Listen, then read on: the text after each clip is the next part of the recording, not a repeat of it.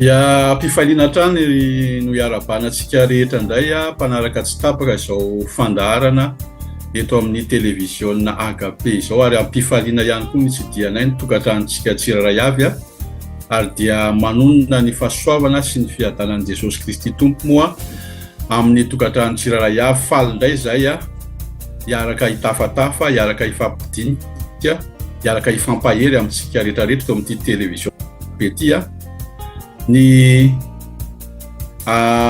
programa androany moa zany dia zanam-pandaharana ao anatin'ny programan'ny TV Agape izay nomena ny lohateny hoe mba fantatrao ve, ary ao anatin'izay lohateny izay dia misy lohahevitra hodiniantsika sy raha antsika mitafatafa eto a, dia lohahevitra amin'izany dia hoe ny anton'izany milohan'ny anomboantsika ny fotoana sy anolorako ihany koa ny mpiara-miasa izay iaraka hifarimbona amiko hanatotosa izao fandaharana izao a, sy ireo mpiara-miasa rehetra sy ny olona rehetra hitafatafa iaraka amintsika tokoa, dia omeko avy hatrany aloha ho an'ny ray aman-dreny ara-panahy Pasteur Mario a, ny fitenenana hitondram-bavaka sy hametraka izao fotoana izao a eo am-pelantanan'ny Tompo. Menanao avy hatrany ary a Pasteur ny vavaka.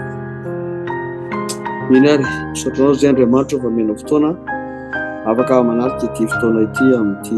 takariva nomenao anay ity, ary misaotra koa ny amin'ny zay rehetra anasaina sy ny programa apetraka ao mponay tsiraray avy. Ianao no menao voninahitra satria manatrisito ianao dia atokony fananao mbasy izy ampitena ny tsiraray avy mba ho anao rery ny voninahitra sy ny tera naza amin'ny anaran'i Jesosy Kristy Tompo. Amen. Amen. Makasitraka Pasteur amin'izay vavaka izay a. Mitelako moa zany a raha Faly Rakototsafo no tompon'andraikitra amin'ity zanam-pandaharana ity, dia ao ihany koa ny namana mpiara-miasa Ranabavy Julia izay iaraka hanatotosa amiko a, mpanao gazety a, hanatotosa izy fandaharana ity a. Ao ihany koa ny mpiara-miasa rehetra raha tsy ilaza fotsiny afa-tsy Pasteur Mario izay fananao ny vavaka tao a, ao koa Pasteur Marcel Longa, ao Rahalahy Hermanambra Zakamanarina, ho avy eo koa ny namantsika Ranabavy Nirina Malala, Ranabavy Eli, Rahalahy Victoire sady teknisianina ihany koa manatotosa izao fandaharana izao a. Betsaka ny zavatra tiana rosahana ary fotoana sarobidy a, ka dia iaraka hanao kopakopa-tanana angamba tsika mpiara-miasa rehetra, iarabantsika ny mpijery a sy ny mpanaraka antsika dia hanomboka avy hatrany amin'ny fandaharantsika. Eny ary, alleluia. Eny ary dia tsy ho lava resaka intsony ny tenako a, fa manasa antsika mpitiavana anaraka hatramin'ny farany a ny fandaharana, fa tena misy zava-dehibe a izay tena tokony fatarina tokoa ny resadresaka sy ny tafatafa izay fanaovantsika androany. Ary izany indrindra moa tetem-piandroana no ny safidianana ny lohahevitra hoe mba fantatrao ve ny anton'izany. Dia ava malala isany a, maro samihafa ny zavatra mitranga maneran-tany amin'izao fotoana izao eny anatin'ny fiarahamonina eny, ary maneran-tany mihitsy izany zavatra izany. Dia velom-panontaniana ny tsiraray avy hoe inona no anton'izany. Izay moa ilay lohahevitra androany hoe inona ny antony. Alohan'ny hidirantsika lalina amin'izay tafatafa sy dinidinika izay a, dia mangataka ny teknisianina aloha andefa horonan-tsary a, dia avy eo tsika tena tonga dia androso amin'izay a amin'izany tafatafa iarahana eto izany a. Rehefa vonona ny horonan-tsary a dia alefa avy hatrany ary a Rahalahy Victoire. Inouïe. Des villas luxueuses entièrement ravagées par les flammes que rien ne semble pouvoir arrêter. Plus de 1000 maisons déjà détruites. Oh my God. À Pacific Palisades, un quartier huppé qui surplombe Los Angeles, les pompiers se contentent de filmer ce paysage apocalyptique faute de pouvoir lutter. Notre première préoccupation est de sauver et de protéger des vies. Les maisons viennent ensuite. Donc nous essayons de faire au mieux. Sur les réseaux sociaux, les habitants filment leur fuite au beau milieu de la nuit dans la précipitation. Dans des conditions dantesques, 1400 pompiers sont déployés au sol et dans les airs.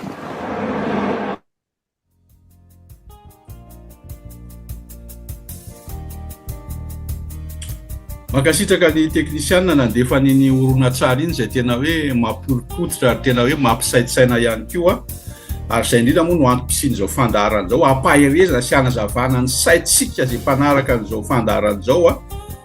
ka hiditra amin'ny ambety lesaka avy hatrany tsika fanontaniana voalohany mipetraka dia zao inona no anton'izao reny zavatra miseho reny zavatra mitrangy reny betsaka no mametra-panontaniana aiza ho aiza ny toerana misy an'Andriamanitra manoloana an'ireny zava-miseho reny iza ny tompon'andraikitra amin'ireny zavatra miseho reny be da be ny famaofao misy ara dia tonga mifamezatsiny mihitsy hoe fa aiza Andriamanitra tsy misy fiarovana tsy misy fampahirezana tsy misy fiarovana an'ireny olona ireny tsy ho lava resaka fa atotoko avy hatrany amin'ny rahalahy hery manampy ny valim-panontaniana fanazavana moa zany mba hampahirezana sy hanazavana hampahafantatra hoe inona marina ny zavatra tokony fantaritsika manoloana an'ireny zavatra miseho reny menanao avy hatrany tena rahalahy hery manampy dia mafasikanao rahalahy miarabanao ihany koa ary miaraban'ny mpijery rehetra sy izay namana miaraka hitafa eto amin'ity fitafatafana mba nitafitra an'ity dia tena ampitiavana tokoa no andraisana an'izany resaka zany ary tena atao hoe ampitiavana nefa na dia mampalahelo dia mampalahelo tokoa zany fa raisina ampitiavana mba hovaliana ampitiavana ihany koa ny zavatra mahavariana matetika amin'ny fisainany raha olombelona dia raisiko amin'ilay fanontaniana amin'ilay teny faramola izy hoe misy mametra-panontaniana koa hoe aiza ho aiza Andriamanitra amin'izao tsirariny zao na amin'izao zavatra miatra zao na dia atao hoe tsy ady azy fa misy ny ady azy hoe aiza ho aiza Andriamanitra mba tsy mahoana misy ady manaona misy mahantra ahoana misy maisa zao vonon'olona mahatsiravina ahoana misy an'izao faharatsiana maro isan-karazany zao manafitoana maro isan-karazany amin'ny fiarahamonina sy ny karazany aiza Andriamanitra zay foana no matetika fanontaniana apetraky ny olona indrindra fa ny olona zay tsy mpino entina ilazana fa tsy misyony zany Andriamanitra fa raha misy ony izy dia tokony tsy hisy zao tsirariny rehetra miseho eran-tany zao dia izany ny zavatra hita le teo zao hita hoe tsirariny mihitsy hoe may tanàna tsisy nangataka ny hoe may ny tanàna ao anatin'izany tanàna may zany misy faty olona misy very potika ny entana tsy vitan'ny hafa ihany fa ny tena ny zava-doza akoatra ny hafa hony dia ny safidrano zany no tena manapotika no hoe tena enjana no ny hafa ihany koa izy rehefa dia rehefa fandrianana ohatran'izay moa dia samy zava-doza daholo nentina ilazana azy aiza ho aiza Andriamanitra dia zay foana le resaka zany fanontaniana dia indray apetraka le fanontaniana zany ohatry ny valiana fanontaniana ihany koa manao hoe angamo Andriamanitra no nahatonga zany hoe rehefa misokatra amin'ny masom-panahinao dia mahalala ianao rehefa tonga amin'izany atao hoe mahalala ianao tonga amin'ny fahazavanao dia mahalala ianao fa tsy Andriamanitra rerake no miasa ito amin'ity tany ity fa miasa ito amin'ity tany ity koa ilay raika alarizy ilay fahavalo ilay satana ilay devolely ilay fahavalo efa nisy hatramin'izay ary samy mampiasa ny maramilany mampiasa ny maramilany satria ady ara-panahy moa mety fa tsika dia raisina hoe zanak'Andriamanitra karazany ohatrany hoe maramilan'ny Kristy koa tsika irahan'ny Kristy fa ady ara-panahy moa izy ity ary izy koa misy mandefany maramilany koa ny satana dia ady ara-nofo mihitsy aza io zany ny ataony azy hita maso hoe iny fa tena mifamono ny olona ary io zany zavatra mahavariana raha ohatra anamarinana zany dia tany am-piandohana mihitsy dia efa nisy zany atao hoe tsirariny zany raha tsy resaka fotsiny tsika amin'ny Kaina sy Abela raha antsika mpino zany dia mahalala hoe tamin'ny Kaina sy Abela dia efa nisy ny tsirariny nataony Kaina any Abela rahalahiny tsy olo-kafa fa rahalahiny ray raha aminy raikivo taminy no nanaovany tsirariny noho ny araka ny tenin'ny Andriamanitra hoe indro fa mitapisaka ao anatinao amin'ny fonao ao Satana ka mitandrema ianao. Izany hoe eo izay efa nasehon'Andriamanitra zany fa miasy Satana, fa avy amin'ny Satana no atonga ny famonoan'olona voalohany teto ambonin'ny tany. Dia eto zany ianao mieritreritra manao hoe ay tsy irery zany Andriamanitra ka nahoana no Andriamanitra tonga dia omena tsiny. Io sahala amin'ireny le filoham-pirenena rehetra filoha na dia atao hoe tompon'andraikitra azy, raha vao misy zavatra miseho kely mangary paosy any Analakely dia hoe filohan'ny repoblika na tonga ny fahongany ihany filohan'ny repoblika ohatra. Zany hoe ohatrohatra izay foana izy dia raha vao misy zavatra miseho manahira dia Andriamanitra no natonga an'io. Izay le fisainan'ny olombelona amin'ny maha-olombelona ara-nofo azy matetika. Ary ny tiana horesahana dia hoe rehefa tsy Andriamanitra rery no miasa dia andeha hojerena fa inona ary no antony mahatonga izao. Marina fa misy fandringanana miseho avy amin'ny ataon'ny asan'ny Satana, fa misy koa ny fandringanana nataon'ny Andriamanitra. Hitantsika zany ao anatin'ny Baiboly ihany koa tamin'ny fandringanana tamin'ireny Sodoma sy Gomora ohatra, fandringanana izay atao hoe tena hoe herisetra fa avy amin'Andriamanitra kosa indray mba andringanana ny faharatsiana na andringanana an'ireto maramila ny Satana sy ny vokatra nataon'ny Satana. Zany hoe ny Satana mandringana ny vokatra ataon'Andriamanitra amin'ny famoronana ny olombelona, ary Andriamanitra kosa koa mandringana ny vokatra ataon'ny Satana. Dia zay foana ny zavatra misy, ary zay le ady misy mandrapatapitra ny fara moa dia zay zavatra misy aloha. Raha tsy resaka koa tsika ny tamin'ireny atao hoe safo-drano Noa reny, rehefa tena natsiravina be ny faharatsiana nataon'ny olombelona, rehefa tena nirongatra dia tsy maintsy mandringana ndraiky Andriamanitra amin'ny vokatra ataon'ny Satana. Dia io foana no miverimberina. Ary dia izao tsika mahita hery hafahafa zao hoe ahoana zany tonga dia may zany tanàna be manana ny fitaovana ary fomba teknôlôjia tokony hatohatra reny afo reny, nefa dia afo tsy takatra ny teknôlôjia indray ny tonga, satria tena miopampana be le izy. Ary zay no mahavariana raha tsy resaka tsika amin'ireny tsunami reny koa, zavatra efa tokony araka ny teknôlôjia ny fanomanana reny, fa dia tsy araka ty miopampana le izy. Misy antony daholo izy reny, ary ny fahatanterahany zavatra hono dia miainga any amin'ny tsitamaso. Misy ady tsitamaso ara-panahy hitany dia ny vokany no miseho amin'ny hitamaso izao, mba fantatrao hoe inona no antony. Inona no antony ny zavatra miseho sy afo nandoro ny tanàna be anankiray tany Los Angeles. Ary nisy ihany koa ady matsiravina be, abibiana be, voasoratra tamin'ny tenin'Andriamanitra fa ho avy ny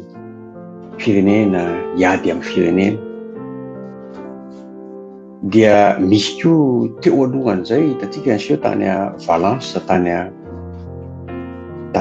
Espagne, dia nisy tondra-drano be tena hoe ino zany rano tondra ohatran'ny trambo mihitsy zany, ohatran'ny hoe ahoana hoe ny filaza zany rano trambo, ohatran'ny hoe tena misy rano be tena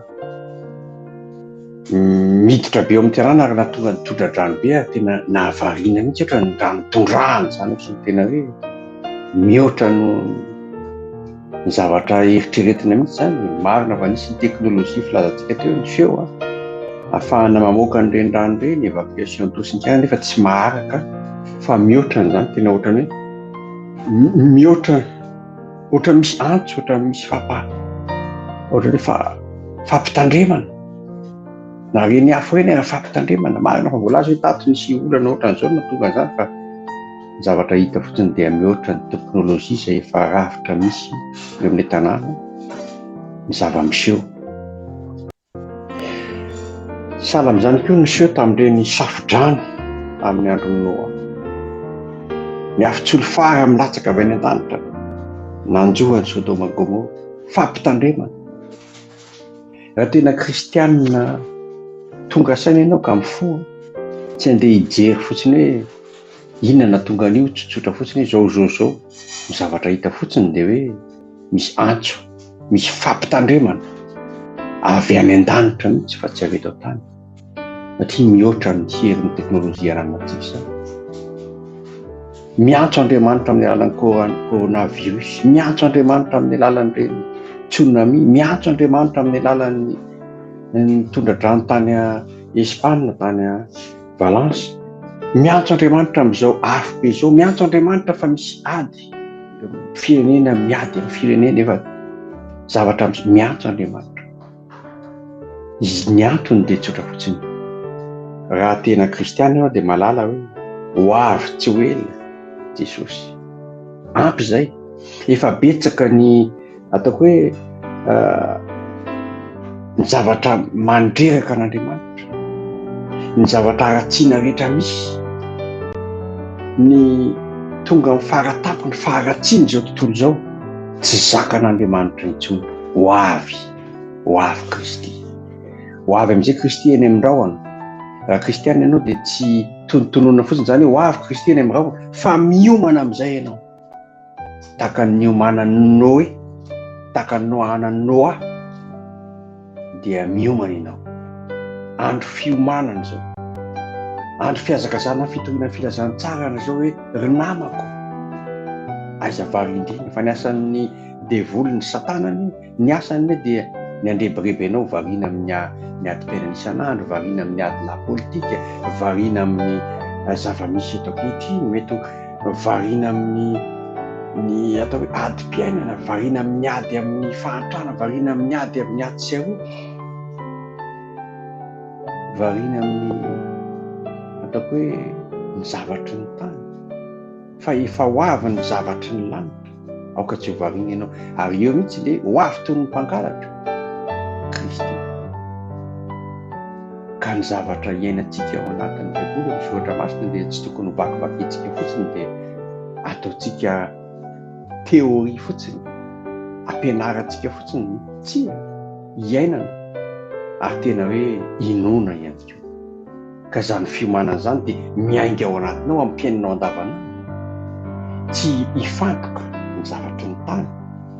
toy ny akoho ianao mitady jianina fotsiny mitsaingotsaingo toy eny akotrim-bary sy ny karazany, fa tahaka ny voromahery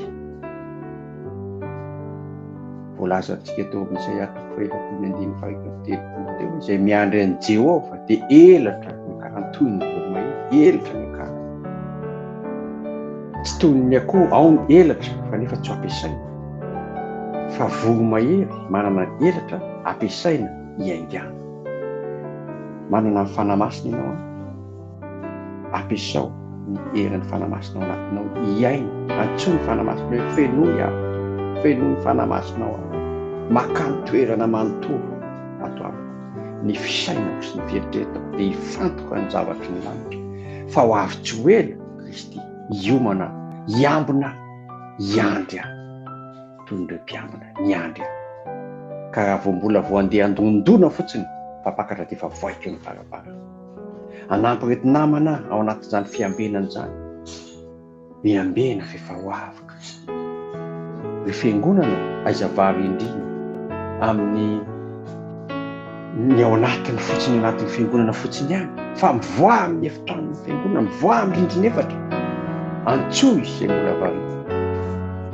ataovy antso avy ho avy tsy hoe Kristy ary efa ho avy izy. Fa aiza variana ianareo, variana ny zavatry ny tany, variana ny ady amin'ny ekôlôjia, hoe réchauffement climatique sy ny karazany, avelao fiazakazahana zao tontolo zao ho any amin'izao tontolo zao. Fa ianao kosa ny fiangonana miazakazaha fiomanana ho amin'ny fiavian'i Kristy eny rano, mba hiakaranao, fa tonga ny fotoana zao efa miantso mafy ny lanitra rehefa mametraka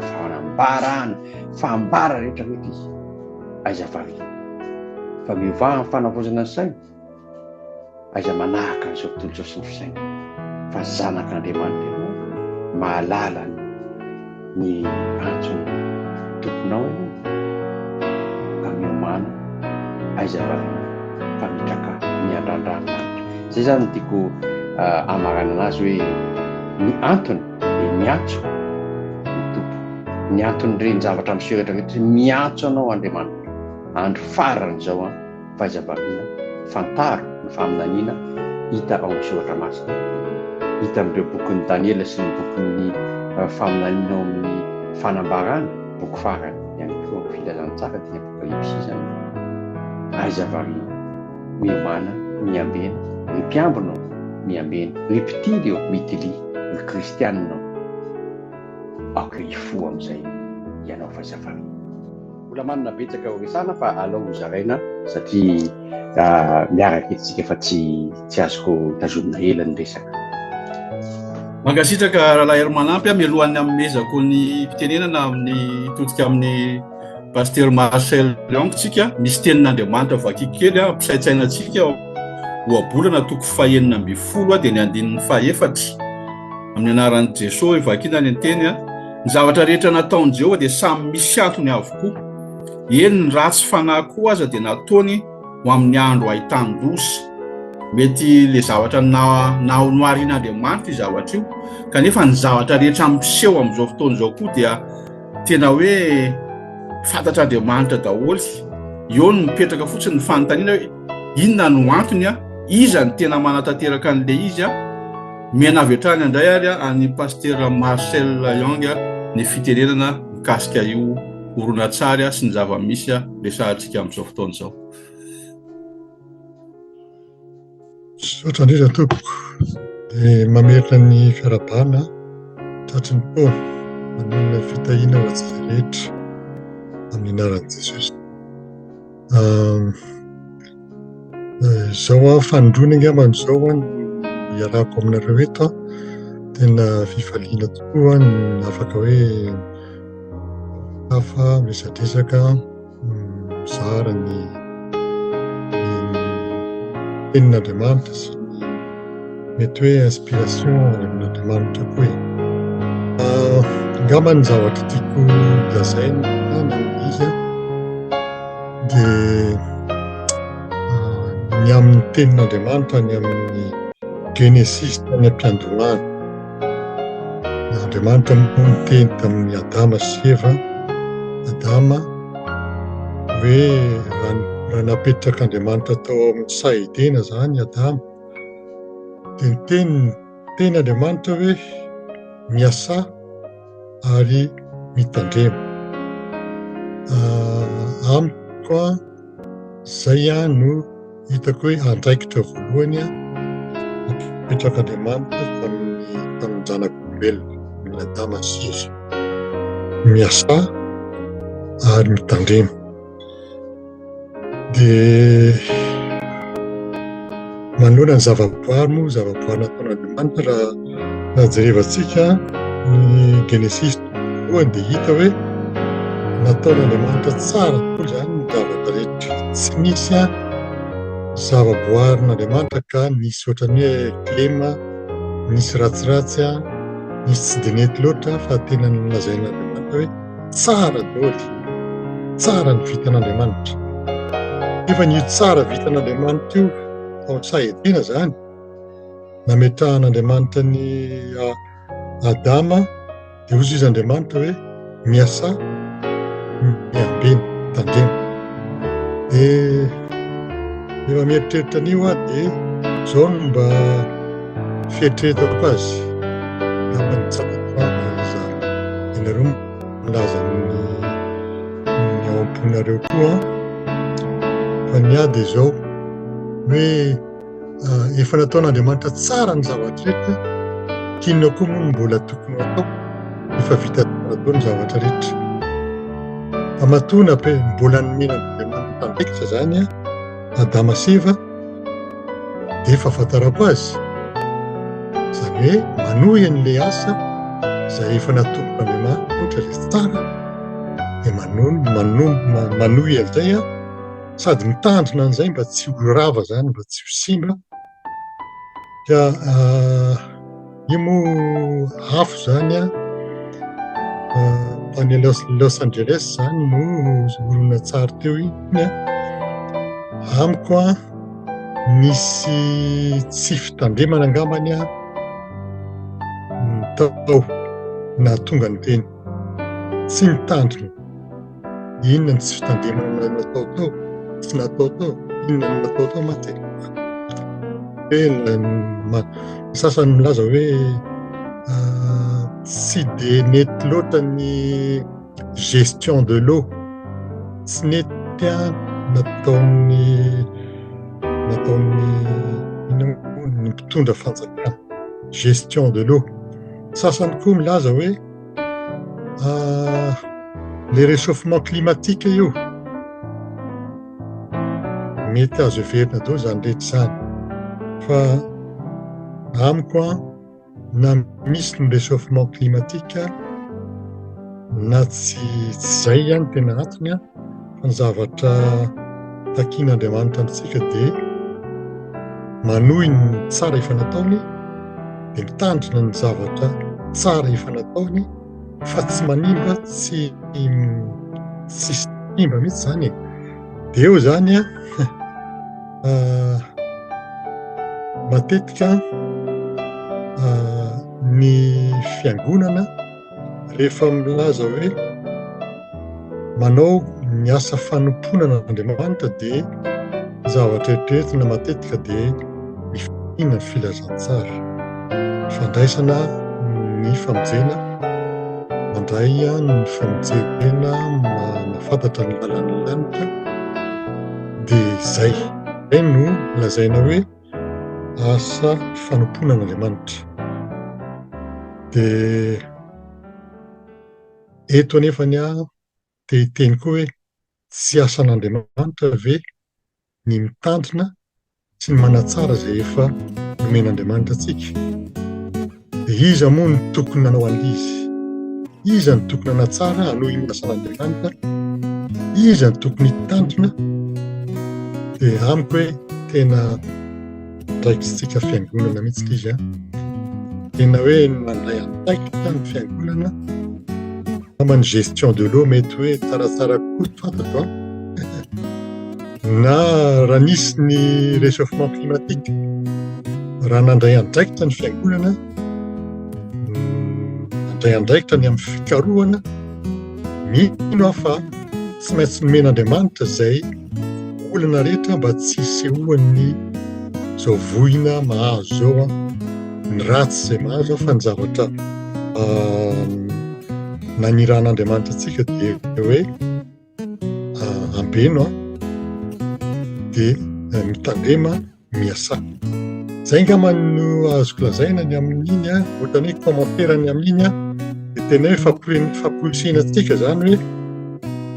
andaontsika tohizantsika ny vavaka, tohizantsika ny fitoriana filazantsara, fa tena raisintsika mihitsy ny andraikitra izay napetraka amintsika hatry tany ambolohan'ny tany hoe le saedena, le tontolo iainana mihitsy zany, izany hoe zavaboarin'Andriamanitra rehetra mihitsy zany, hatramin'ny biby sy ny olombelona, tena hoe fanatsarana an'izy no tokony atao raha izay zany ny andraikitra amiko anisan'ny fanompona asa fanompona tian'Andriamanitra ho tanterantsika. Ka miandry antsika zany Andriamanitra fa raha tena mandray andraikitsika fiangonana, vadolo ny olona rehetra fa tia seho ny zavatra azo. Zay rehefa dia meko anareo fitena ny sotanteny fitoana. Makasitaka indrindra Paster Marcel amin'izay fanazavana sy fandraisanao anjara zay ao koa moa ny namana mpiara-miasa Ranabavy Julia izay efa volongonina ihany koa hiaraka tafatafa anadiady ametraka fanontaniana amintsika, nefa mialohan'ny amezako azy fitenenana dia ndoa hanaraka n'ity horonan-tsary iray indray ity dia omeko anao avy hatrany ny fitenena rehefa avy eo Ranabavy Julia. Depuis 2022, le monde entier est témoin d'une tragédie humaine déchirante, la guerre en Ukraine. Ce conflit a bouleversé des millions de vies, provoquant une onde de choc à travers le globe. Des images de villes en ruine, de familles déchirées et de vies brisées nous parviennent chaque jour, nous rappelant la cruauté dont l'homme est capable. Les souffrances endurées par les civils sont inimaginables. La Bible, dans sa sagesse intemporelle, nous avait pourtant prévenus. Matthieu 24, versets 6 à 7 nous dit « Vous entendrez parler de guerre et de bruit de guerre. Une nation s'élèvera contre une nation et un royaume contre un royaume. Ces paroles résonnent particulièrement en ces temps troublés. La guerre en Ukraine n'est pas un événement isolé. Elle s'inscrit dans un contexte global de tensions croissantes, de conflits armés et de divisions profondes. Partout dans le monde, des peuples souffrent et aspirent à la paix. Mais souvenons-nous des paroles de Jésus. Je vous laisse la paix, je vous donne ma paix. Que votre cœur ne se trouble point et ne s'alarme point. Jean 14, verset 27. La paix que Jésus nous offre n'est pas l'absence de conflit, mais une paix intérieure profonde qui transcende les circonstances extérieures. Cette paix nous permet de rester forts face aux épreuves. Alors que nous prions pour la paix en Ukraine et dans le monde entier, souvenons-nous que nous ne sommes pas seuls. Dieu est avec nous, et il nous donne la force et le courage de traverser les épreuves. Ensemble, nous pouvons espérer un avenir meilleur, rempli de paix et de solidarité. Au cœur du Moyen-Orient, une terre chargée d'histoire et de spiritualité, se trouve une région qui a vu naître des civilisations et des religions majeures. Cette terre est depuis trop longtemps le théâtre d'un conflit douloureux, la crise humanitaire à Gaza qui a laissé des cicatrices profondes. Des générations entières ont grandi dans l'ombre de la violence, de la peur et de l'incertitude, sans connaître la paix véritable. Des familles sont déchirées, des vies brisées, et l'espoir semble parfois s'éteindre, laissant place à une douleur indescriptible.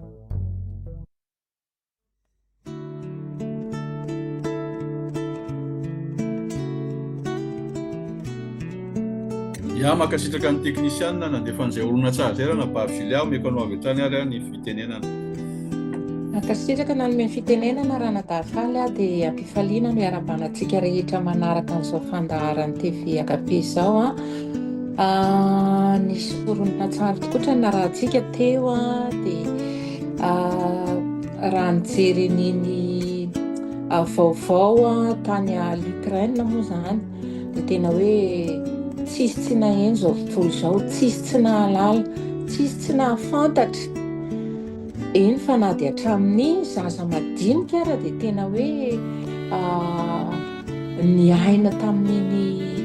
ady tamin'ny Ukraine eny, horonan-tsary roa samihafa moa zany na raha antsika teo dia tena hoe mahalasa saina, mampieritseritra ihany tokoa ny raha jerena ny tenin'Andriamanitra izay voalazany teo hoe amin'ny andro farany dia andre ady, filazana ady. Dia araka ny lohahevitra tsika androany dia mipetraka ihany ilay fanontaniana hoe tena hoe ny zavatra rehetra dia misy antony avokoa. Dia raha reny ny zavatra hitantsika tany sy zava-tranga tany a Gaza reny dia inona no tena hoe azontsika ambara, inona no tena hoe anamarinatsika amin'ilay tena hoe voalazan'ny tenin'Andriamanitra marina ve sa dia hoe efa vokatry ny fahaizan'ny olombelona, ny fahalalana mitombo ao anatin'ny sain'ny olombelona no miteraka zavatra ohatran'ireny. Dia angamba apetrako amintsika ihany ny fanontaniana momba an'izay hoe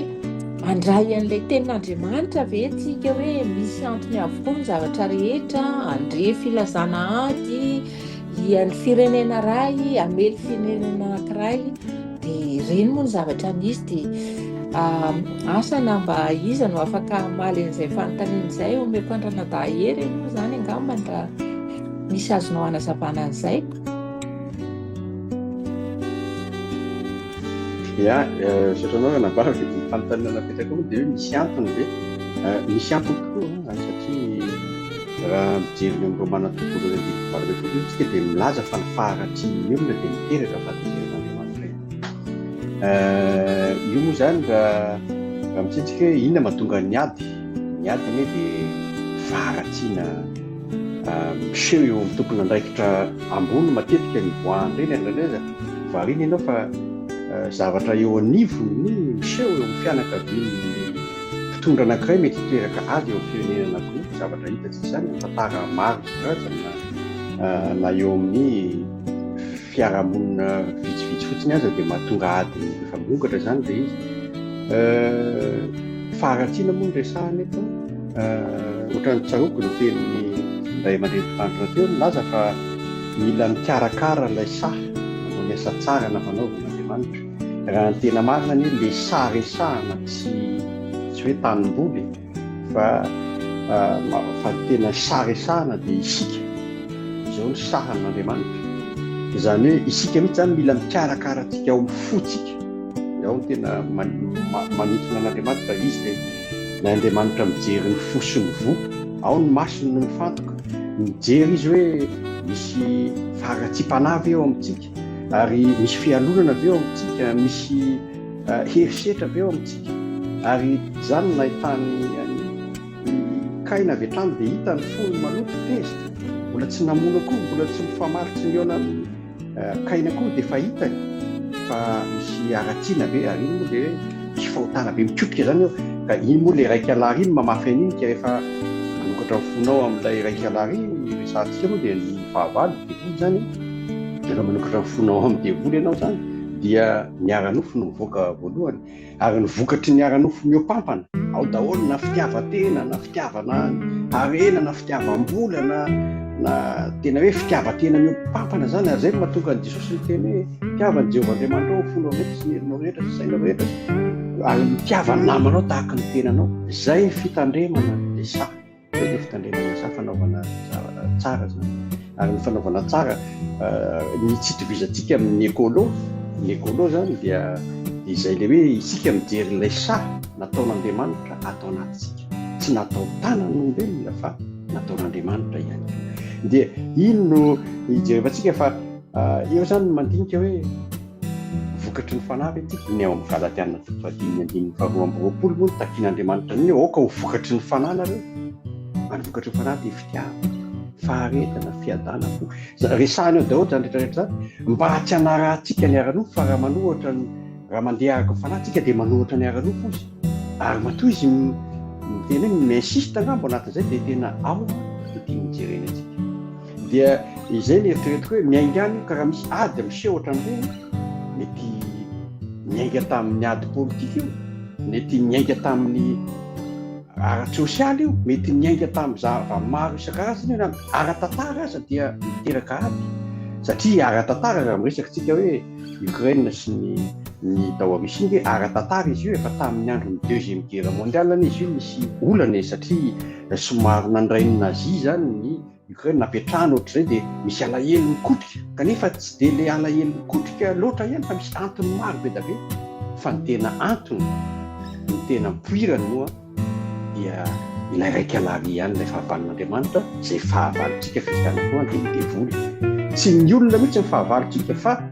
ilay ao ambadiky dia ny ambadiky ilay olona dia ny devoly. Ary zany ange mahatonga ny Jesosy raha ohatra ka nandeha izy hoe za tsy maintsy hiakatra ny hazo fidina, tsy maintsy ho avy ny fotoana vonona, dia niditry Petera izay mafana fo be, tena tsy aminao mihitsy zany, tsy tonga aminao zany, dia totiki Jesosy toy izy anivoaka ianao Satana. Tsy Petera na dia mitodika any Petera izy, tsy Petera mihitsy no ataony hoe Satana hoe anivoako, fa ilay teny nalefan'ny Satana nazary tafavoakany i Petera. Dia izay anie le izy zany hoe isika zany kristianina mahita n'ilay tena rangotry fototry ny hafa, izay mipirany zany aratsiny zany dia Satana. Hatramin'ny saedena ke dia Satana ihany mbola namitaka any Adamasea, ary dia nitoizany foana, dia izay zavatra izay no mirongatra. Ary dia amin'izao dia tonga rehefa tonga tao Sodoma sy Gomora, tonga faharatsiana ratsy dia ratsy mihitsy ny Sodoma sy Gomora, tena hoe tena nanohatra ny tena sitrapon'Andriamanitra, tena nahatsiravina n'Andriamanitra tsy zakany, dia tsy maintsy nandefa ny afitsolo-fary izy nandringana amponina tao Sodoma Gomora zany. Dia izay foana ny Andriamanitra tsy miova ho maly, anio ary mandrakizay rehefa miompampana ny faharatsiana dia tsy maintsy misy fandringanana zany faharatsiana izany. Ary dia izay no mahatonga an'ireny koa resantsika hoe safidrano, resantsika teo. Dia mbola miseho ihany koa, misy tantara koa manko tamin'ny resaka hoe tsunami ireny. Ny tsunami miseho iny dia misy tantara velona, misy evangelista 3 lahy nalefa nitory tamin'ny faritra tany, dia nalain'ireo mponina tamin'ny faritra iny, dia tetitetehany fatany vonoiny, dia nitetetehany dia natsipiny tao anaty ranomasina. Dia tsy adinon'Andriamanitra ireny. Izay no natonga an'ireny zany raha izaho manokana dia ny antony dia ara-panahy ihany. Fa ny antony ara-panahy dia miteraka zavatra hita maso na ratsy na tsara kanefa ny voany nafatarana ny hazo. Izany hoe raha miteraka faharatsiana fotsiny izay tsy hitondra fiainana, tsy hitondra famonjena, dia amiko zany dia avy amin'ilay hazo ratsy. Fa misy koa ny avy amin'ny hazo tsara izay fandringanana n'ilay taranaka maloto sy simba zany tena ao anaty faharatsiana tanteraka, dia aringan'ilay Andriamanitra izay raisina hoe hazo tsara mitondra vokatra tsara, satria amorona ny taranaka vaovao izay heverina tahaka ny ilay tany manga eo am-pelatana amin'ny mpanao azy. Rehefa simba le izy dia averiny indray dia amboariny indray amin'ny tanany. Dia misy zany resaka rehetrarehetra zany ohatrany hoe raisika ao anatin'le izy, fa indraindray manko rehefa takatra izy misokatra amin'ny masom-panahin'ny olona dia mahatakatra izy hoe inona ny anton'izao. Tsisy afa-tsy ny masom-panahy misokatra ny mahatakatra hoe inona ny fihevitr'Andriamanitra, ary manana faharetana miandry sy mandinika ny teniny. Raha mijery ny ananjoan'ny Joba anketrika tsy rariny ake zany, ringana ny vady amin'ny tsy ny vadiny fa ny zanany rehetrarehetra ringana dolidoly, ny polipolo sy ny zavatra rehetra ringana dolidoly. Mbola tsy vita zany fa mbola hiarany aretina tena hoe tena tsy zaka mihitsy izy, tsy zaka mihitsy ny zavatra nanjoa azy. Hoe fa inona ty nanjoa azy na namany aza dia meloko hoe tena mandainga rangafa misy eloka nataony rangafa rangah milaza ho marina foana namany telo lala nendrika, dia Elio moa le namany anankiray ohatrany resaka taty aoriana nanazava ny zavatra misy hoe manamary tena loatra kosa io ianao zany Joba, fa tsisy olo marina zany eto amin'ity tany ity, fa badin'io ihany ianao hoe Andriamanitra sa ahoana. Dia ohatran'izay le tantara fa miteny Andriamanitra amin'ny Joba, kanefa tsy avy amin'ny Joba no nahatonga ny hoe na ny fahotan'ny Joba tafahoatra no nahatonga ny aretiny, fa kosa misy resaka teo amin'ny Satana sy Andriamanitra hoe hitanao hoe misy olona anankiray, lehilahy anankiray, dia fahaizany mikasika ny aina ianao fa ataovy marina, dia izay no nahatonga n'ilay tantara moa zany raha afoezina fa aty aoriana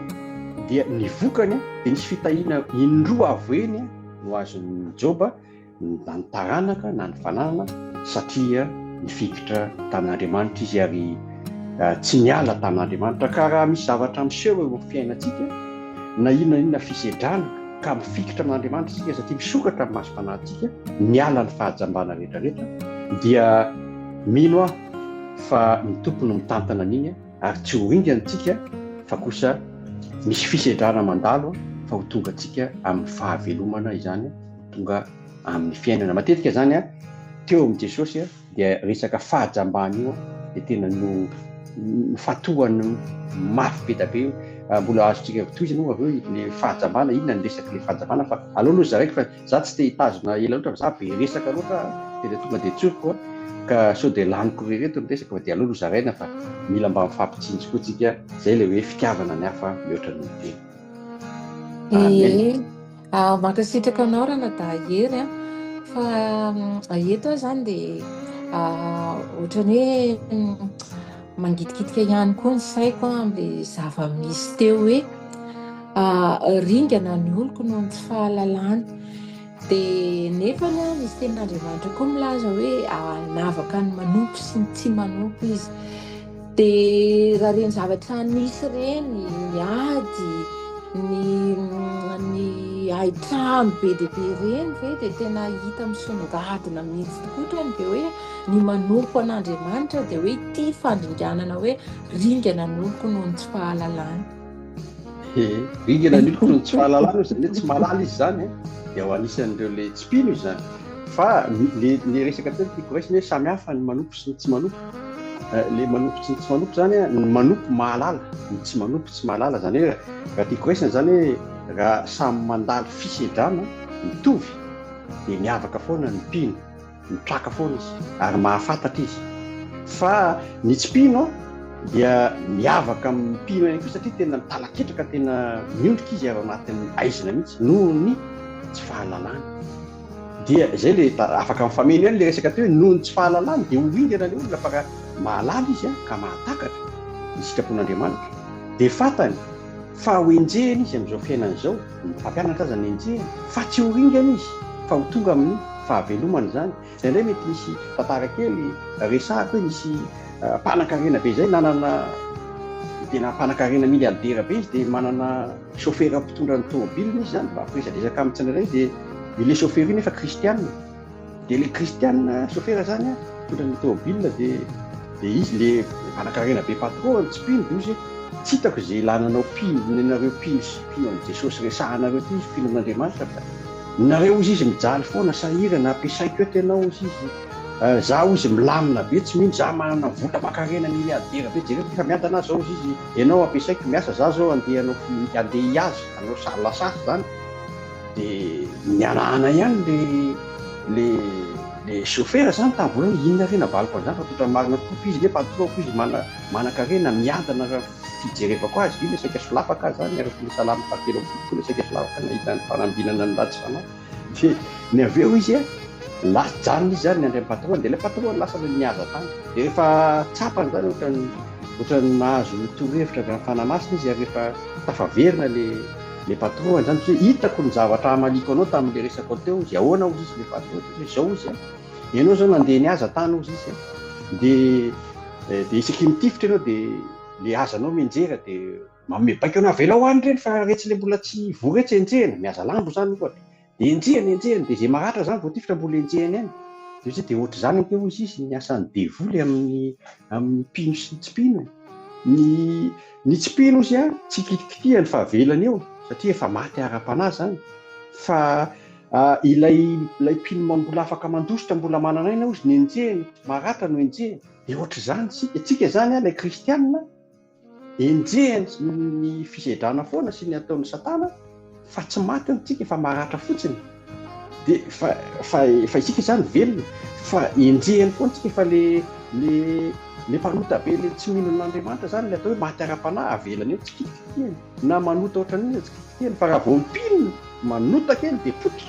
ary na dia tsy manota aza le pino dia misy enjehana foana maradratra amin'ny fiaina zany mahatonga hoe ahoana ty fahasiarana ny ngamo rehefa mino dia tsy maintsy hanan-karena be vola be foana fa ngatsy andalo sedrany mandalo sedrany ianao fa eo nahitanao ny tanan'Andriamanitra zany hoe misy fahalalana amboniny tsy takatry ny eritreritra sy ny tsy hita amin'ny masony ny hafa hitanao satria amin'ny finoana no andehananao fa tsy amin'ny masona mahitana fahitana fa mandeha amin'ny finoana ianao ary mandeha amin'ny finoana no ahitanao ny tanan'Andriamanitra hoe eo amin'ilay zavatra tsy misy mety tsy metaka miliary zany fa na dia atao ary zato azy mba hinananao hanina an'io dia tena hoe ohatrany tsy misy nefa asehon'Andriamanitra fa izy ny amiany ariary zato iny ary iny ariary zato iny dia tena misy tombam-bidiny goavana be aminao noho ny miliara na miliardera azy ka miavaka foana zany hoe ianao zany mahalala hoe ny fiainanao eto hoe tsy resaka aina na fiainana fotsiny ny antom-piainanao ary tsy fikitra ny zavatra ny tany ianao fa mifikitra ny zavatra ny lanitra satria fiainana mandrakizay ny tena tanjonao fa raha ohatra ianao miantoka mifantoka amin'izao fiainana zao fotsiny dia tena farak'izay maty antoka be mihitsy ianao ary zay tsika kristianina maty antoka be raha dia zay eto fotsiny fikirana fitsika ny mampiavaka atsika amin'ny hafa dia zao mahalaritsika misy fiainana mandrakizay atolotr'Andriamanitra tsika tsy tiatsika ho atsika rery io satria tsy fitiavan-tena ny tadiavintsika fa tiatsika ho maro be no andehany ary zay mahatonga le manamafisako an'le tenin'ny mpitandrina teo hoe mitohy ny filazantsara fa ny fitoriana ny filazantsara no manafaka ny jamba ara-panahy mba ahitany ny tena fiainana mba ahitany ny tena hoe inona natolotr'Andriamanitra azy tsy fiainana 2 taona 3 taona 4 taona fa fiainana mandrakizay ary alaporte satria toy izao ny tiavan'Andriamanitra zao tontolo izao nomeny ny zanany latokana mba tsy very zay rehetra mino azy fa ahazo ny fiainana mandrakizay raha misy olona voan'ny kansera anankiray dia misy anankiray mety amita fa mety 2 miliara fa mety za mahay mampitombo ny fahafatesanao 2 taona vao maty ianao dia nitery ara dokotera herinandro dia mifaty dia avy mety na ny fianakaviana mitady aiza le 2 miliara fa ty zany ny afaka amin'ny 2 taona dia mitady daholo nefa zany zavatra zany tsy alaportena tsy takatry ny serinao zany 2 miliara zany mety tsy ahita ianao kanefa Andriamanitra mahafantatra mombanao mihoatra no ianao zavatra takatra ao nomeny anao zay mino an'i Jesosy dia nomeny hery tonga zanak'Andriamanitra ary toy izao ny tiavan'Andriamanitra toy izao nomeny ny zanany latokana mba tsy ho very zay rehetra mino azy fa azo ny fiainana mandrakizay tsy 2 taona na 4 taona fiainana mandrakizay nomen'Andriamanitra juste fotsiny mino ianao takatry ny sainao zany vitanao zany fa zavatra tsy vitanao koa no ampanaoviny ianao aza manao ny fiainana mandrakizay fa kosa ny fonao ve atolotrao izay le hoe ilaina mihitsy ny fahazavana mampahiratra ny jamba isika zay mijamba ara-panahy satria isika kristianina dia fahazavan'izao tontolo zao ka raha misy antony miseho ohatrany hoe mety hoe famaizana na fijaliana na fandringanana ringana ny oloko noho tsy fahalalana dia izadiny fa tokony andraikitra ny kristianina tsirairay ka tokony fantatrao fa ny eta mavesatra Andriamanitra efa eta mavesatra Jesosy mikasika amin'ny famonjena ny fanahin'ny olona dia tokony eta mavesatra eo aminao koa satria ringana ny oloko izy noho ny tsy fahalalana hampalalao ara-manodidina anao mba tsy izy ny anao hoe tsy nambaranao ma Jesosy fa i Jesosy ny lalana fahamarinana ary fiainana tsy azo akombona ny vavanao fa mbola zanaka Jesosy ianao zanak'Andriamanitra ianao natiorany Jesosy ny tokony misy eo aminao anahafanao azy dia ny milaza foana ny filazany tsara ny vaovao mahafaly fa tonga Andriamanitra tao amin'ny Jesosy hamonjy ireo very tsy ho avy ho an'ny marina izy fa ny favita mibebaka moa ve andray anjara amin'izany ianao zay zany ohatrany hoe mba resaka kely mikasika an'le fanontaniana vato fa ohatrany lava be fa anao aloha ajanoko ihany aloha fa averiko any aminareo ihany aloha ny resaka fa sao dia tafahoatra loatra ny resaka hoe zay aho ozinareo inona ary ya makasitraka rahalahy hery amin'izay fanazavana zay fa tena mahaliana dia mahaliana tokoa ary mino aho fa tsika rera zay manaraka an'izao fandaharana zao dia fa nahano fahalalana sahady hoe inona marina moa zany ny antom-pisian'ny zavatra rehetra eny ary inona ny tena sitrapon'Andriamanitra amintsika zao fandaharana zao moa dia natao hampahirezana ary hampahalalana ny sitrapon'Andriamanitra ihany koa amin'ny alalan'izao tafatafa iarahana amin'reto mpiara-miasa sy vahiny reto fanazavana kely eto kisariana koa ary afaka mamaly ihany koa ho antsika zay vahiny nasaina eto rehefa nazavazavainy lalahy hery teo any fa ny zavatra mety hipetraka any amin'ny sain'ny olona dia hoe ringana ny olona noho ny tsy fisian'ny fahalalana resaka rariny sy rariny tsika teo mety mimetraka mpanontaniana hoe rariny ve noho le tsy fahalalàn'le olona ka maty ao anatin'le fandinganana izy voalohan'izay faharoa manarakarak'izay mila fampahirezana koa ny mpijery antsika tenin'Andriamanitra dia manambara ary tsika raha tsika mahalala fa isaorana an'Andriamanitra misy ny hoe filazantsara fa amin'ny akapobeany rajerena ny aina amanjery rehetrarehetra dia tsy misy afa-tsy filazana zavatra ratsy ny mivoaka ao isan'andro isan'andro ary ny tenin'Andriamanitra ny amin'ny Efesianina 5:5-7 dia manambara hoe ka raharoto ny andro azanao voatsoa fa ratsy izao fiainana izao dia raha mahalala zany raha ambara mazava fa ratsy izao fiainana izao zavatra misy anefa dia izao ahoana no ahafahan'ny olona ho resy lahatra manoloana ny zavatra ratsy sy menjady aminy mbola hanana ny fahasahiana ihany anao soa betsaka ny olona miverin-dalana ary vokatra izay faratsiny izay vokatra izay zavatra mitranga ao amin'ny fiainana izay raha tsy ilazintsika reny ady reny fa ny zava misy ao ny fanolanana zaza tsy ampitaona ao ny famon'olona tena amin'ny fomba tena hoe feno abibiana dia manontany tena ny olona eny fa na ny kristianina ary amin'izao fotoana izao dia miemotra satria lasa mironany amin'ny fiarovana ny tenany sisy tsy hita intsony le maha-kristianina hoe hifanampy hifampivavaka fa hoe ny aho angoniko aloha hitsinjovako ny ao arinao satria efa ratsy le fiainana mila fampahirezana ny teno antsika ry hava malala isany mahana ray aman-dreny ara-panahy ihany koa anankiroatsika eto afaka mba hampahery ny mpijery amin'izao fotoana izao mba entina tena hoe anehoana fa misy ane zay ho Andriamanitra izao hoe ary ny zavatra mitranga mety ho famaizana io mety ho fananarana io mety ho fandinganana io fa mety ihany koa fitaritana ny sain'ny olona hiverina tanteraka amin'Andriamanitra ka ao anatin'izay fanazavana izay paster Mario Razafimanjato efa vombonina ihany koa ngamby ianao menanao ny fitenena aloha dia avy eo mentsika ny paster Marcel Jean-Panky menanao avy hatrany paster ny fitenenana ya dia misaotra betsaka na mifitenera lafaly manoloana zava-misy tokotra moa zany dia tena tsy hita mihitsy hoe namara moa zany tena hevitr'Andriamanitra anatin'ilay izy fa raha ho anahy manokana moa zany dia tsy zava-tsy mivalaza amin'ny baiboly ihany araka ny fanontaniana mipetraka hoe inona ny antony dia ararontsika koa mpanompon'Andriamanitra sy miaraka amintsika eto paster Marcel Longa dia eo koa azy ny seratra ngamba mba amelarana misimisy kokoa ny zava-misy mamalimaly ny fanontaniana hoe inona no antony amin'izao fandarantsika izao. Makasitraka ary lafalina ny vidinina. Pasteur Marcel Leonga. Misaotra indrindra ty. Misaotra anareo a, misaotra ny lahery a, finaritra ny zavatra izay zaraina teo a, misaotra ny Pasteur Mario ihany koa. Angambany tsy inona moa be dia be mihitsy ny zavatra azo lazaina amin'ilay izy. Fa angambany tiako lazaina eto angambany dia izao avy amin'ilay tenin'Andriamanitra ny zarainareo teo, nareo teo hoe ringana ny oloko noho ny tsy fisian'ny fahalalana. Dia fantatsika moa fa Andriamanitra tsy ny haringana antsika mihitsy ny tadiaviny fa havelomana. Raha mamaky ny any amin'ny Deutéronomia dia hita mihitsy hoe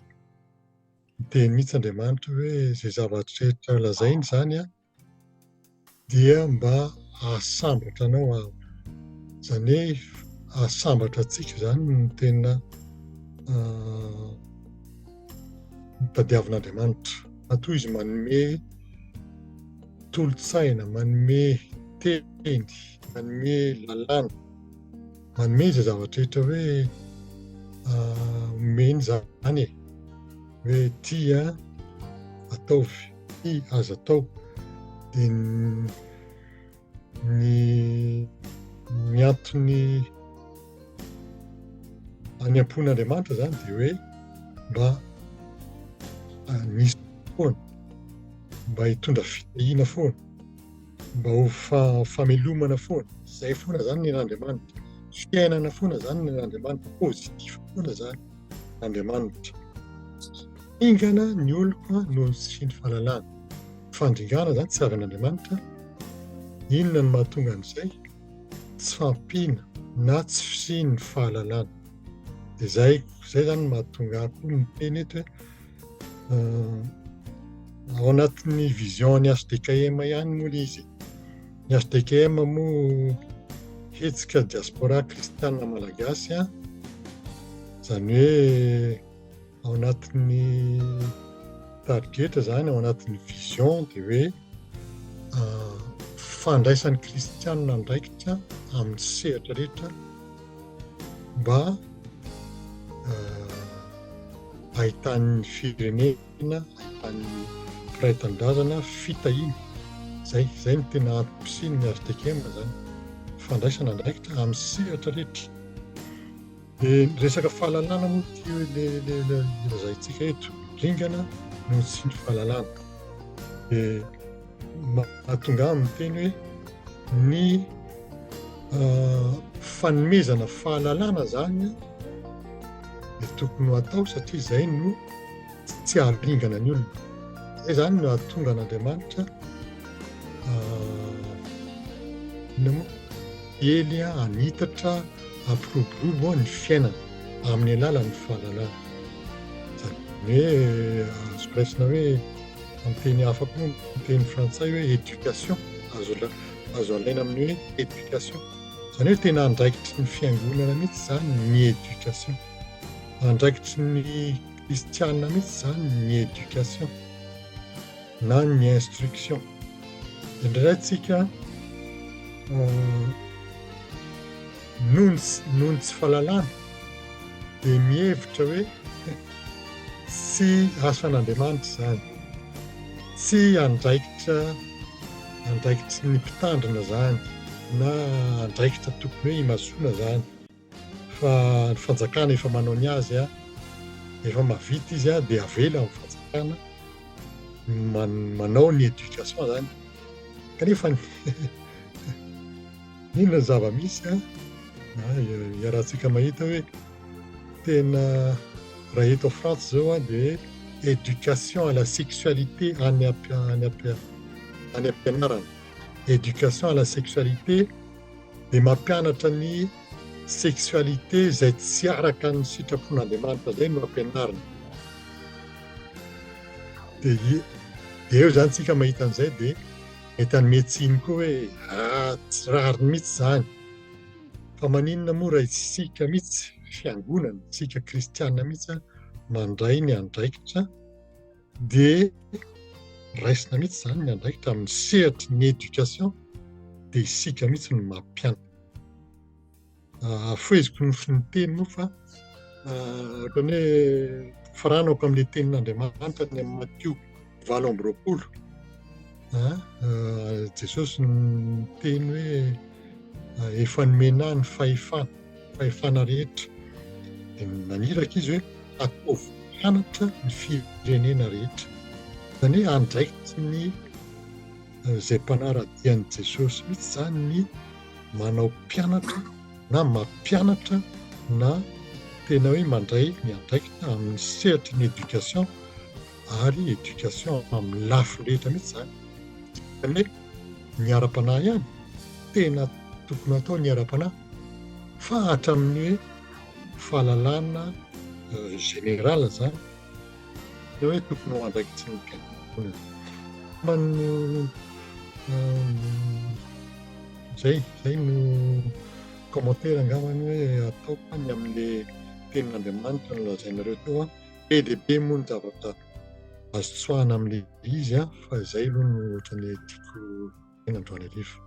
Mankasitraka pasteur Marcel amin'izay fanabeazana izay fa somary manararaotra kely an'izay mihitsy satria araka ny voalaza teo moa zany dia ringana ny oloko sy ny fahalalana ka dia itao mpamarana ihany koa no anararaotako hoe andao tsika kristiana ijoro anabe arak'izay tratratsika manomboka ao an-tokantrano satria izay no mahatonga antsika hoe vavabely kristy rehefa mahazo an'ilay hery avy any ambony manomboka ao Jerosalema aloha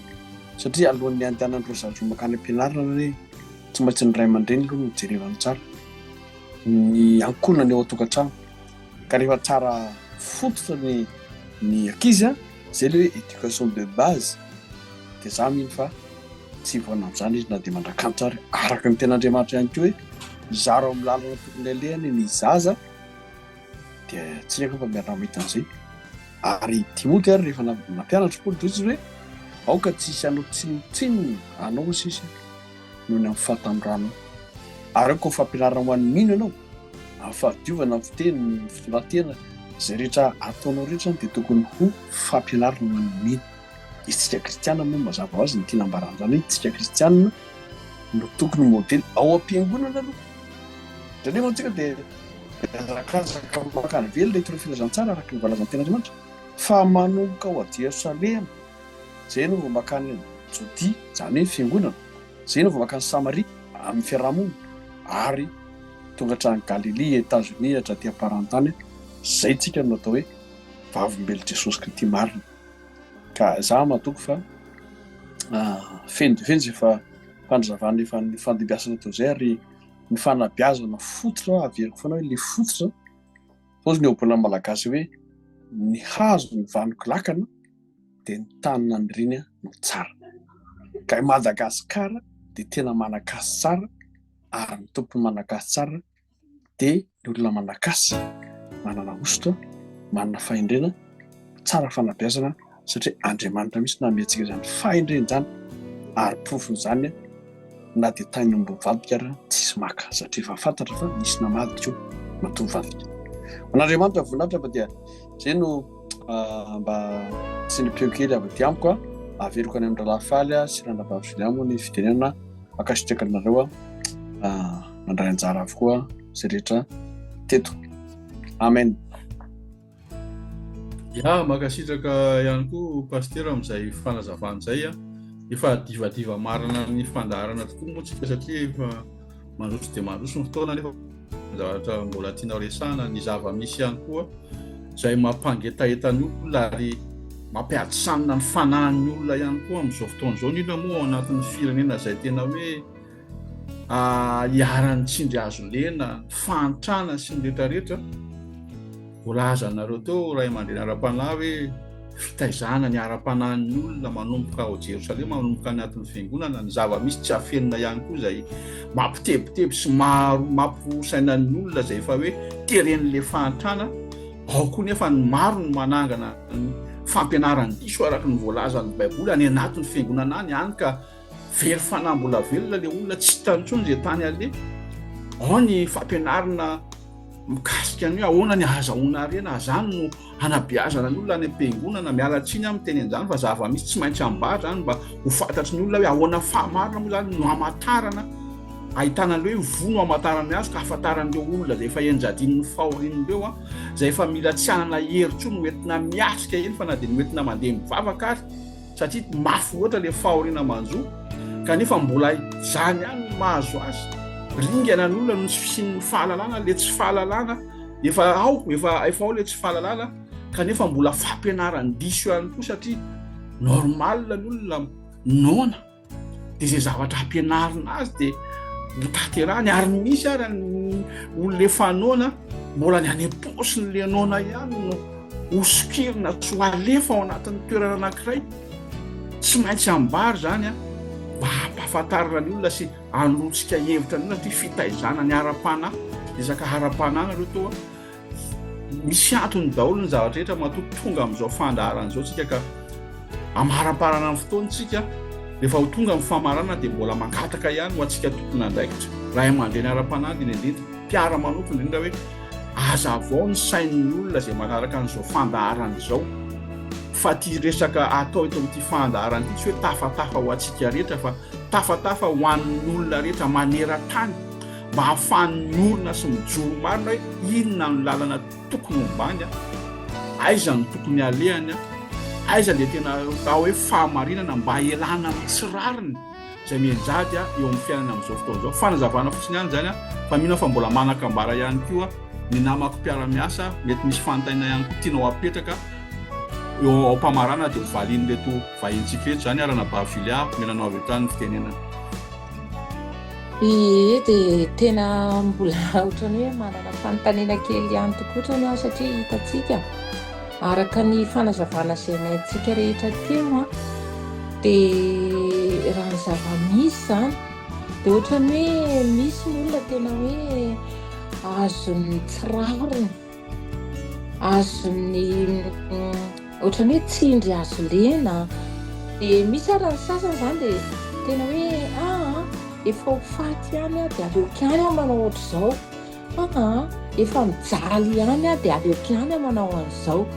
Dia tena hoe azontsika fantarina hoe dia tena inona marina moa zany ny tena hoe marina mpahafantarina ny olona, hanazavana ny sain'ny olona amin'izao fotoana izao, manoloana ny zavatra maro samihafa araka ny voalazan'ny tenin'Andriamanitra hoe izao fiainana izao dia miaratsy hatrany. Tena ny teny Andriamanitra mihitsy no miteny fa tsy hoe isika olombelona no mahita fa Andriamanitra mihitsy no miteny hoe miaratsy izao fiainana izao. Dia an'ilay olona dia miteny hoe efa ho faty ihany dia aleoko manao an'izao ihany, efa mijaly ihany zany hoe tsy ezaka hanao tsara no ohatrany hoe faratsiana. Dia ahoana ny tena hoe fomba hiadiana amin'izay zany ny tena marina ilay tenin'Andriamanitra hoe miaratsy izao fiainana izao. Dia vao may ilay olona mandeha miroso amin'ilay hoe miaratsy hatrany, nefa izay zany tokony hoe hosoroana. Dia inona ny tena ady ataontsika kristianina manoloana an'izay. Averina any amin'ny rahalahy hery ngamba ny fitehena aloha dia ampifanesena i pastera amin'ny rahalahy mianaka avy eo dia mamarana ny fandaharana tsika avy eo. Mieno ny ranabavy teo dia ohatrany mahita sarisary anatin'ny ohatrany mahita akoho mihinana voambary, mihinana koty. Da mahita an'izay zany, ohatr'izay zany le endriky le olona hitako hoe efa ho anaty vilany ihany nefa rako dia mitsidritsidro be tiany aloha aho. Zay ihany no ataoko, tsy hanao afa-tsy izay satria anaty vilany nefa rako efa avy eo dia tsy tena hoe anaty kibontrimo be anaty vilany no nefa ratsy. Zany hoe efa ho faty ihany dia ataoko daholo zay faratsiana rehetrarehetra. Zany matetika amin'ny sainan'ny olombelona, fa ny olombelona zany mila mahalala izy hoe fa iza moa, mila fantarina ny identité, fa iza moa, avy aiza ka aiza ary ndeha ho aiza. Zay zany tena izy. efa voatanisan'ny iray aman-drem-pitanana tony fa ao amin'ny déontologie isyany indro mivelatra eo amin'lohanao ny ozy sy ny fitahiana fahafatesana sy ny fiainana fahafidio ny fiainana izy Andriamanitra dia mbola amin'ny filazantsara koa dia hoe Jesosy ihany ny lalana fahamarinana ny fiainana raisy Jesosy mitoko sy mpamonjinao bazena indray any Jesosy dia nomeny hery tonga zanak'Andriamanitra fa inona daholo ny ilana an'izany mila zanak'Andriamanitra ve fa maninona mila fantatry ny olona fa misy fahefana telo zavatra miseho eto amin'izao fiainana izao ny fahefana faratapony dia fahefan'Andriamanitra izy zany ny autorité ambony ary ny eo ampovoany dia ny fahefan'ny anjely izy zany ny autorité ampovoany ary ny fahefan'ny olona satria ny olona koa nahazo fahefana hoe manana fahefana amin'ny zavaboary eto amin'ny farany ambany izany hoe Andriamanitra ny ambony indrindra ny anjely eto ampovoany ny olombelona amin'ny farany kanefa tsy ho adinitsika fa ilay Satana Lucifera dia anjely namirapiratra be anjely fahefana anjely fa niongana verzo ka raha ohatra moa saka verzo ka alainao saka tsy tinao an-tokotany saka ihany ilay iny izany hoe rehefa nazera teto izy zany dia anjely ihany ny fahefana matanjaka ny olona izy ary zay ny amin'ny tahany amin'ny olona fetsinavitra ny olona izy manam-pahefana amin'ny olona izy fa saingy izao le voasoratra teo amin'ny Jaona toko voalohany 9:10 teo fa zay nandray azy nandray an Jesosy dia nomeny hery tonga zanak'Andriamanitra izany hoe rehefa mandray an Jesosy zany dia tombo ho fahefanao tsy ho fahefan'olombelona intsony fa hiakatra fahefana zany atao hoe zanak'Andriamanitra ianao ka manam-pahefana amin'ny Satana izany no mahatonga an Jesosy ny teny hoe manam-pahefana androaka demonia ianao ka ilaina mihitsy zany kristianina miasa sy mahalala ny mba azy ary hoarina toy ny voromahery izy araka ny voasoratra amin'ny Isaia 7:1-3 manao hoe fa izay miandry an Jehova dia handroso hery-kosa izy elatra no ekarana tahaka ny voromahery hiazakazaka izy nefa tsy ho sasatra andeha izy nefa tsy ho reraka tsy akobo tsy mitsindroka izany voromahery izany fa ampiasainy ny elatra dia niakatra izy tsy hisy obstacle firy-tsony hoe mirindrina na inona fa hiakatra izy fa ny elatry ny akoho tsy nampiasaina fa napetraka fotsiny dia mitsindrotsindroka ihany izy ny ataoko ihany nataoko fa nefa ako anaty vilany fa izay zany no tiako afarana ho an'ny zanak'Andriamanitra rehetra hoe ataovina ny rahan'Andriamanitra antsika na ny rahan'i Jesosy hoe mitovy ny filazantsara ampahafantarina ny identitény hafa mijoro vavolombelona ianareo ny fahazavany zao tontolo zao maninona natao hoe ianareo fahazavany zao tontolo zao mba hahiratra ianareo fa ao matitoko fahafolofony 9:20 dia nisy an'izany hoe sady jamba le olona mety nateo amin'i Jesosy no sady mona no misy demonia izany hoe migoejain'ny Satana ao amin'ny marika toko fahavaliny 9:20 kosa dia ahitantsika an'izany le hoe jamba nentin'ny olona tao Betsaida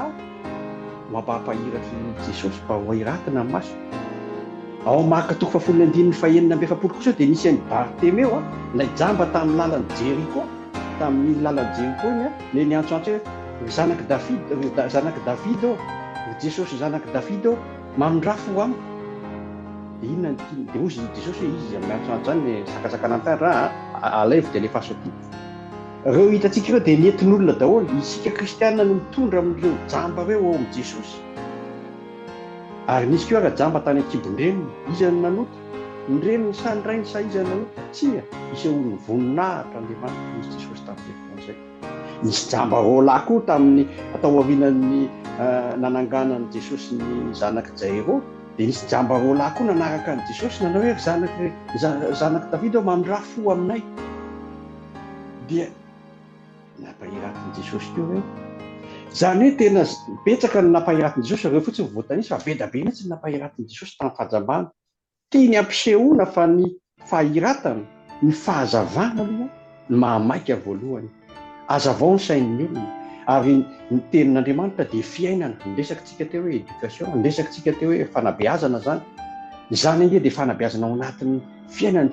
tenin'Andriamanitra dia fiainana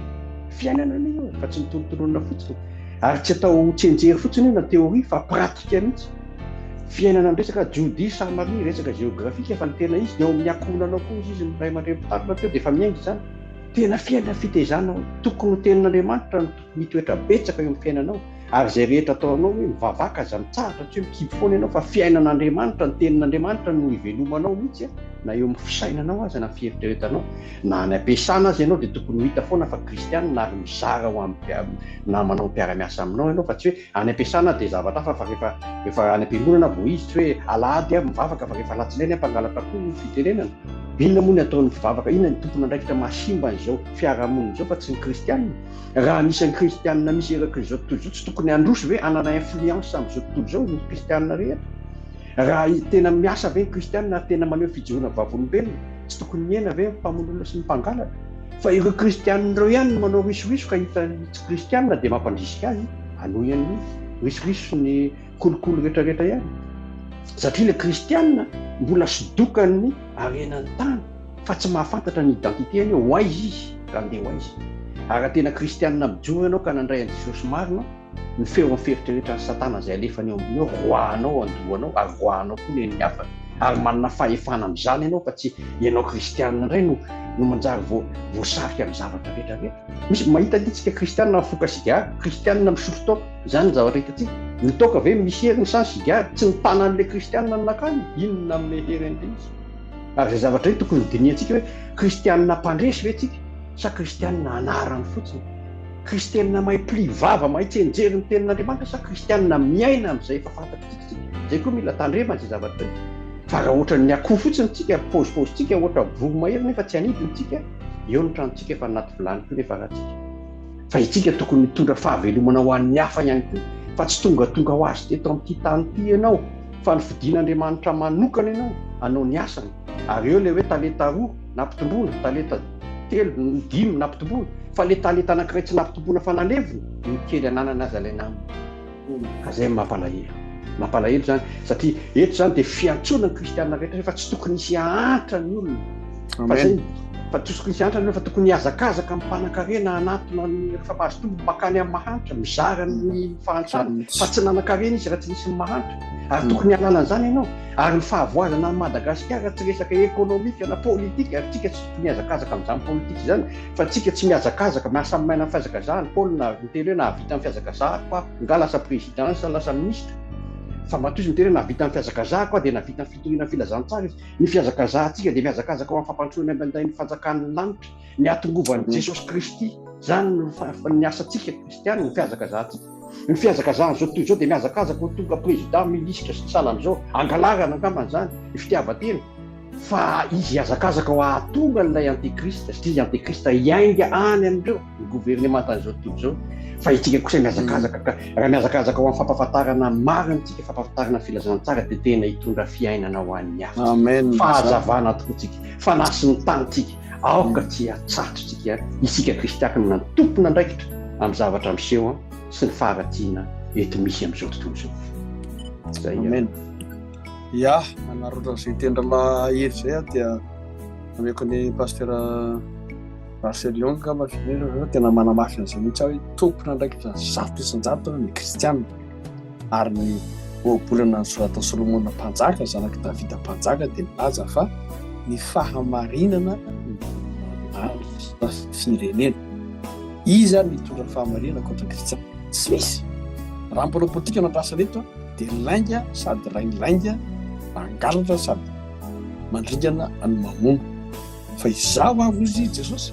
ho avy nanana fiainana ary fiainana be dia be. Jaona 20:20 dia manindry mafy an'izay teny izay hoe isika kristianina no tompona andraikitra raha misy mantra sy sahirana eo akaikinao sahirana dia sahirana toy ten'Andriamanitra hoe izao ny fivavahana madio sady marina eo anatrehan'Andriamanitra dia mamagy ny kamoty sy mitondra tena amin'ny fahoriana. Mitondra tena ny firenentsika tena mahantra tahaka ny olo tsisy mpiahany vaoaka malagasy. Farany kristianina rehetra no mijoro isaky ny fokotany misy azy, isaky ny commune misy azy, isaky ny district, ny région hatrany amin'ny faritany. Za tena mino foko manontolo fa 5 taona dia tafiary ny firenena. Raha farany ela fara tena mijotsika dia mbola manomboka ny taona. Herintaona dia vita raha tena miara-mijoro ny kristianina hijoro amin'ny fahamarinana ary dia hijery andreo madinika ny tompo araka ny nambarany hoe zay rehetra ataonareo amin'ireny madinika ireny no ataonareo amiko. Raha naky kely indrindra izy le plus démuni zany le SDS na hoe sahirana dia sahira.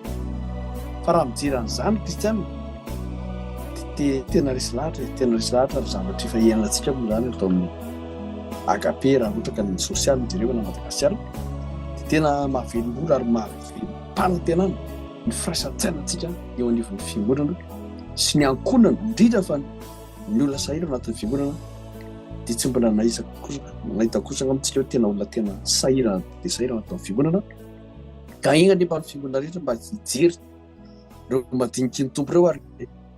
zay rehetra manome kosa Andriamanitra kosa aloha teniteny hoe manome izy rehefa ampitondra tena anankiray tsy nanana afa-tsy faratsaroa fa tena nomeny avokoa ny fivelomany rehetrarehetra zany hoe 100% nomeny tsy ampahafolo-karena fotsiny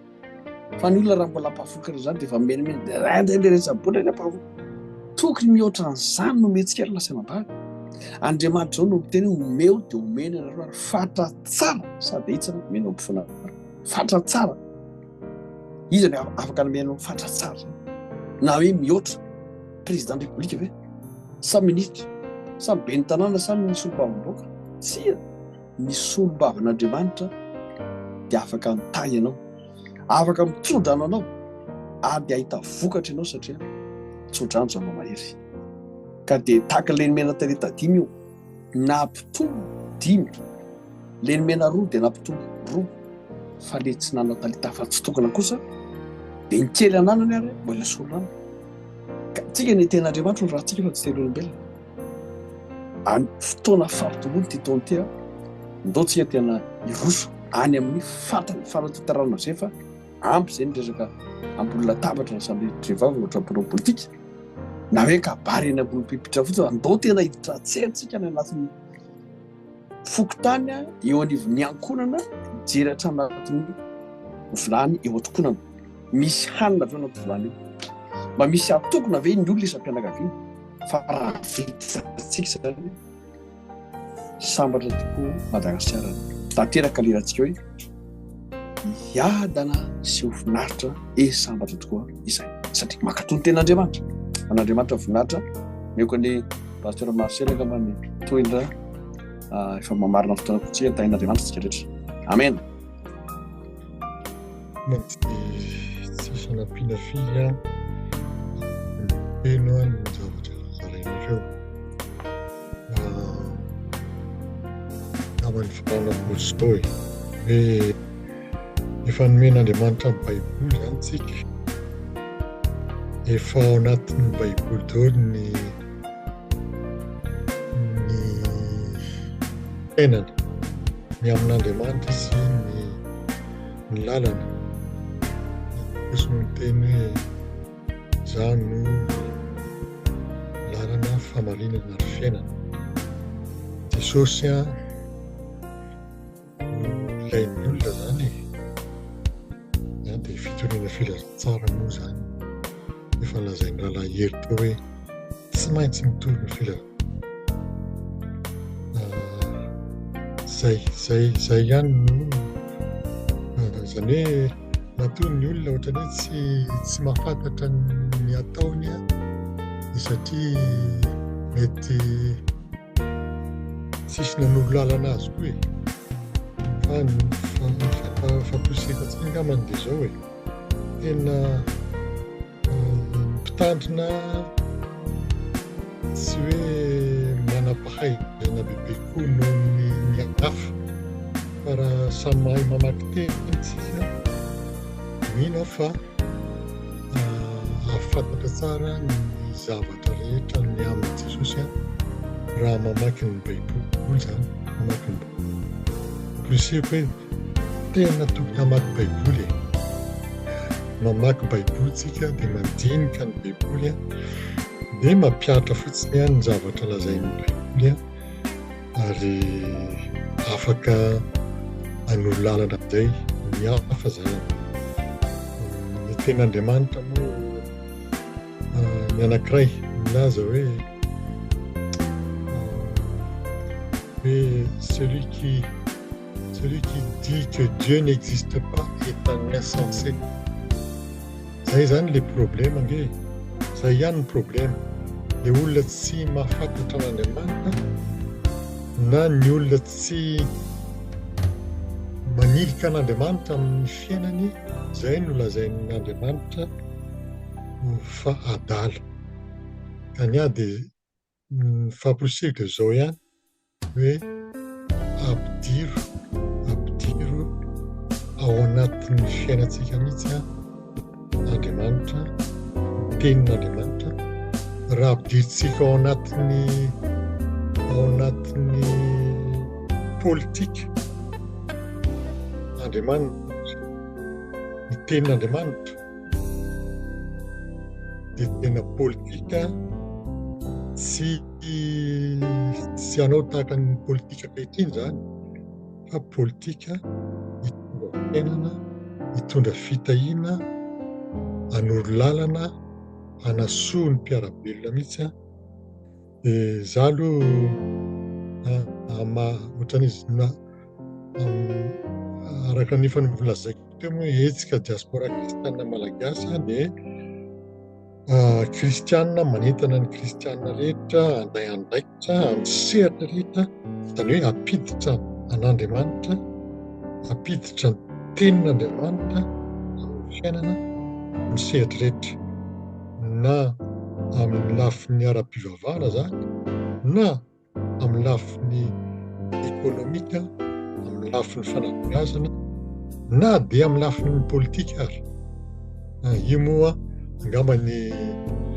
amin'ny fotoana hafa angambany fampiresahantsika ny amin'izay. Saotra ny tompo lehibe tsika natateraka an'ity fandarana androany ity ankasitrahana ihany koa nareo vahiny izay nanaiky niara-ny tafatafa taminay teto amin'ity TV-akabe ity ary ankasitrahana indrindra tsika mpanaraka tsy tapaka an'izao fandarana izao mino aho fa misy zavatra maro samihafa no voarahintsika izay mety tsy nieritreretintsika fa tao anatin'ny dinika sy ny tafatafa dia namperitreritra sy nahatonga an-tsaina antsika ny hoe ay ve izay le fahamarinana tokony ho fantarina, ay ve izay no anton'izao zavatra mitranga rehetrarehetra izao. Satria moa mbola hitafatafa sy dinidinika eto ihany ka rehefa manapitra foana rehefa tapoka rehefa mihoatra mihitsy ary fotoanantsika isaorana ny tompo mino fa nahazo lesontsika ary hitantsika ny lala masaka izay efa nisoritan'Andriamanitra ao antsika dia izorantsika izany ary irosoantsika araka ny fampolisiana nataon'ny mpanompon'Andriamanitra atao hoe mila miasa ny kristianina, mila mijoro ny kristianina ary ny tenin'Andriamanitra dia milaza fa izay mino aho izy dia ny asa ataoko no ataony ary hanao asa lehibe mihoatra noho izany ary satria izaho makany amin'ray isaorana ihany koa tsika izay nanaraka amin'ny vatana teto amin'ity TV agabe ity ampatsahivina ihany tsika fa zao fandara zao dia mbola azonareo arahana ao amin'ny YouTube ary anasanantsika ihany koa izay manana etaeta, manana faniriana, aneo fitiavana, izara, ifampahery fa malalaka ny sehatra afaka manoratra nareo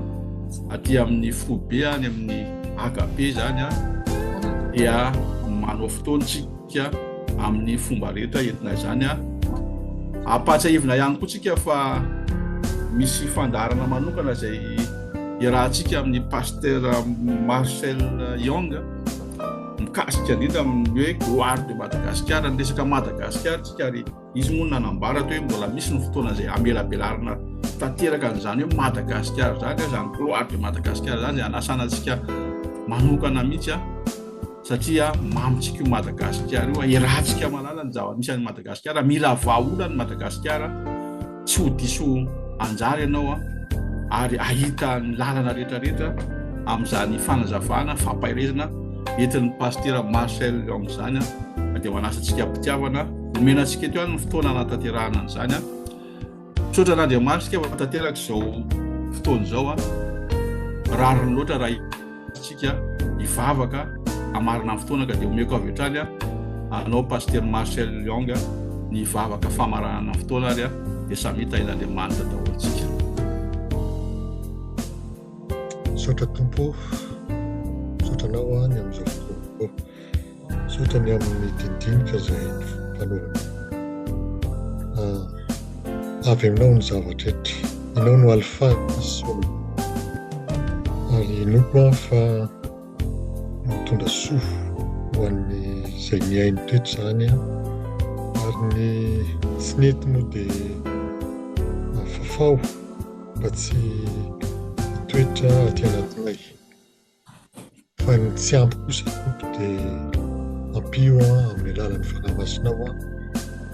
izay mitondra anay amin'ny famarinana.